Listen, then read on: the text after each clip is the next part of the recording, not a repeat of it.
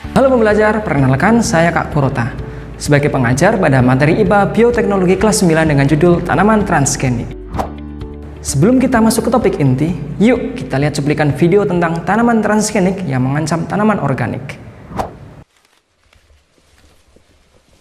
Dia termasuk petani langka. Mariano Jimenez mengandalkan budidaya jagung organik.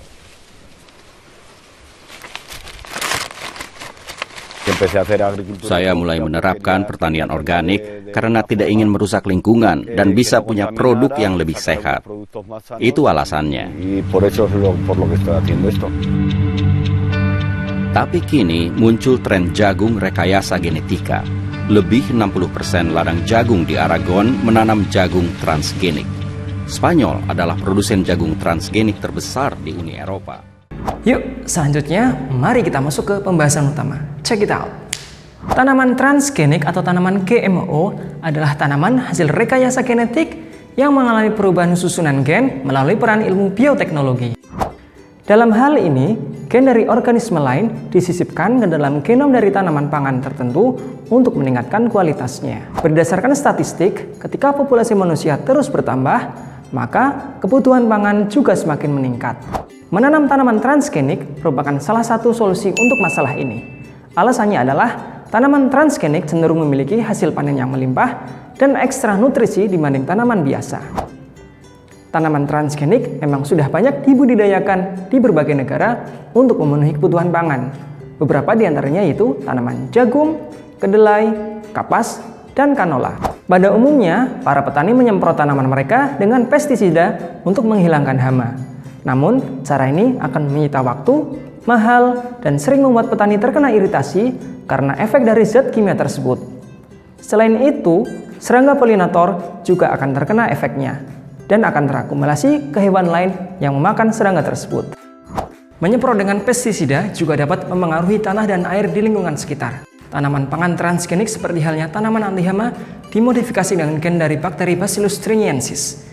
Gen ini menyebabkan sel tanaman pangan tersebut memproduksi insektisida pada daun yang dapat membunuh serangga yang memakannya.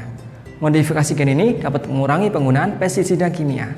Pertumbuhan gulma akan menurunkan hasil panen karena gulma bersaing dengan tanaman utama untuk mendapatkan air, cahaya, dan mineral dari tanah. Petani memang dapat memusnahkan gulma dengan herbisida, namun efeknya juga dapat merusak lingkungan dan tanaman utama itu sendiri. Sejatinya, tanaman pangan dapat dimodifikasi untuk anti herbisida. Maksudnya adalah hanya gulma saja yang akan musnah, namun tidak untuk tanaman pangan tersebut. Jadi, hasil panen akan dapat meningkat. Pernahkah kalian tahu bahwa mengkonsumsi wortel dapat membantumu untuk melihat dalam gelap? Ya, hal ini karena wortel mengandung vitamin A yang bagus untuk kesehatan mata. Masalah umum di berbagai negara adalah defisiensi atau kekurangan vitamin A. Hal ini disebabkan menu makan mereka yang lebih banyak porsinya untuk nasi atau karbohidrat, serta sedikit sayur dan buah. Untuk mengatasi defisiensi vitamin A ini, beras dimodifikasi agar mengandung beta-karoten yang digunakan tubuh untuk membuat vitamin A. Maka dari itu, beras menjadi warna kuning yang disebut sebagai golden rice. Rasanya tetap sama, namun lebih banyak nutrisi yang dikandungnya. Contoh lain tanaman transgenik adalah tanaman yang mampu tumbuh di kondisi yang sulit, seperti di suhu panas, suhu dingin, dan tahan terhadap penyakit. Semua jenis modifikasi ini berarti kita dapat meningkatkan hasil panen ataupun dapat bercocok tanam di lahan yang berkualitas rendah. Kedua hal tersebut dapat membantu kita untuk mencukupi kebutuhan pangan masyarakat dunia yang semakin naik. Banyak masyarakat yang khawatir tentang kemungkinan risiko seputar penggunaan organisme transgenik. Misalnya, masih sedikit yang tahu tentang efek jangka panjang dari organisme transgenik. Ada kekhawatiran bahwa tanaman transgenik dapat melakukan penyerbukan dengan tanaman lain yang masih alami atau organik dan efeknya akan menurunkan tingkat keanekaragaman hayati. Risiko tersebut menjadi alasan mengapa menanam tanaman transgenik dilarang di banyak negara. Perlu diadakan penelitian lebih lanjut untuk memastikan tanaman transgenik itu aman dan bermanfaat.